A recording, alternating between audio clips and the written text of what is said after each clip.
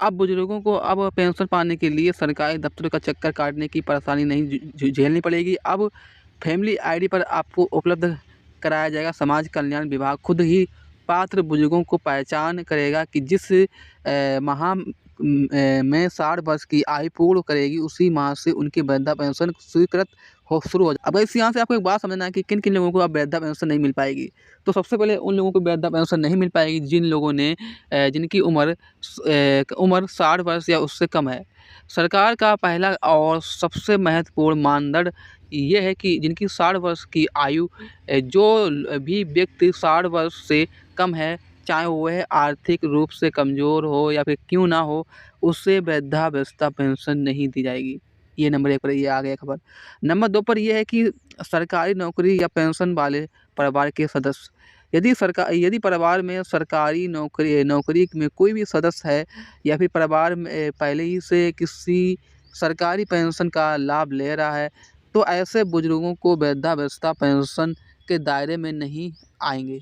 Number 3 पर आपका है, अब आयु सीमा और अधिक कमाने वाले लोग। वृद्धा पेंशन केवल गरीबों रेखा से नीचे ही बीपीएल या आर्थिक रूप से कमज़ोर लोगों को ही मिलेगा। जिन बुजुर्गों के परिवार की आय ग्रामीण क्षेत्र में से निर्धारित सीमा से अधिक है या फिर शहरी क्षेत्र में सरकार द्वारा तय की गई सीमा से अधिक है, तो ऐसे में वो सीधे अयोग्य माने जाएंगे, मतलब आपको ये लाभ नहीं मिल पाएगा।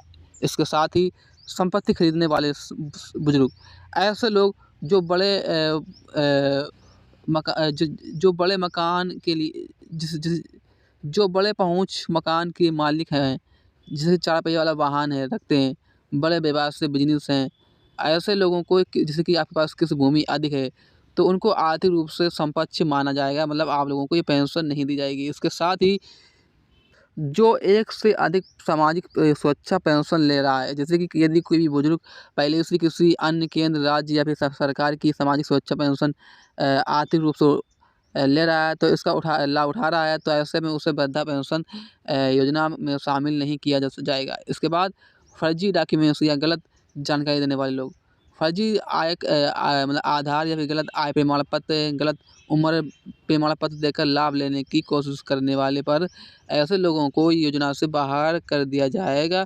समाज कल्याण विभाग के अनुसार फर्जी लाभार्थी पर कड़ी से कड़ी कार्रवाई की जाएगी। पेंशन पाने वाले उत्तर प्रदेश के स्थायी निवासियों को ही दी जाएगी। जिनके पास मूल निवास प्रमाण पत्र है, फैमिली आईडी कार्ड है, आधार से जुड़े डॉक्यूमेंट्स नहीं हैं, वो पात्र नहीं होंगे। जिन बुजुर्गों ने सहमति या फिर बायोमेट्रिक नहीं दिया है, जैसे कि अब नई व्यवस्था में पेंशन स्वचालित रूप से मिलेगी, लेकिन इसके लिए बुजुर्गों की डिजिटल सहमति, बायोमेट्रिक सत्यापन आवश्यक है। जो लोग पहले ही से प्रक्रिया पूरी नहीं करेंगे, उनके नाम से स्वीकृत हटा दिया जाएगा। इसके साथ ही जिनके परिवार में आय करदाता है, यदि परिवार का कोई भी सदस्य इनकम टैक्स देता है, तो ऐसे बुजुर्गों को पेंशन के लिए पात्र नहीं माना जाएगा। इसके बाद जिन बुजुर्गों की मृत्यु का अपडेट फैमिली आईडी कार्ड में नहीं हुआ, जैसे फैमिली आईडी कार्ड में मृत्यु अपडेट ना होने पर कोई भी परिवार यदि मृत बुजुर्ग के नाम से पेंशन लेने की कोशिश करता है, तो वह सीधा अयोग्य होगा, मतलब और उस परिवार पर कोई भी कार्रवाई भी हो सकता है। ठीक है, तो आप अपने स्क्रीन के ऊपर देख रहे होंगे, यहाँ पर आपको 4 वीडियो लगा दी है मैंने, आप इसको भी देखिए और वीडियो को लाइक करें और सब्सक्राइब करें, शेयर करें।